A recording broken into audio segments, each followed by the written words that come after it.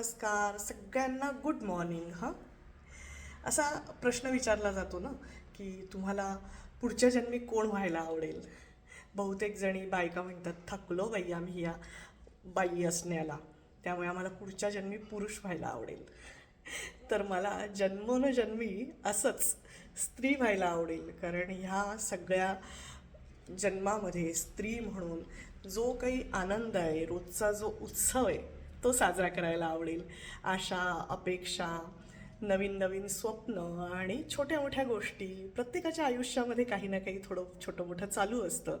तर ह्या सगळ्या सहित स्त्री म्हणून जे सृजनाचा जो रंग आहे तो रंग मला खूप आवडेल. म्हणून मला स्त्री म्हणून जन्मायला पुन्हा एकदा खूप आवडेल, कारण त्यामध्ये जे काही वेगवेगळे रंग मी बघितलेले आहेत त्याबद्दलचा मला खूप आनंद आहे.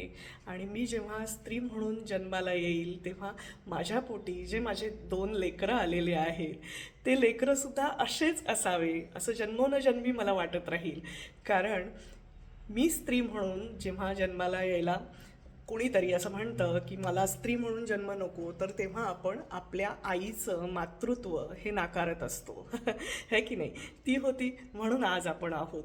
तर असं स्त्री म्हणून जन्माला यायला मला खूप आवडेल, कारण ह्याच्यामध्ये रोजच्या जगण्यामध्ये छोट्या मोठ्या गोष्टींमध्ये जो आनंद आहे तो आनंद मला आवडेल. तर आज मी ही नेसलेली जी साडी आहे ना, तुम्हाला पूर्ण लुक दाखवते पण तरी पण सांगते, ही साडी मला माझ्या साखरीच्या मैत्रिणींनी गिफ्ट केलेली साडी आहे.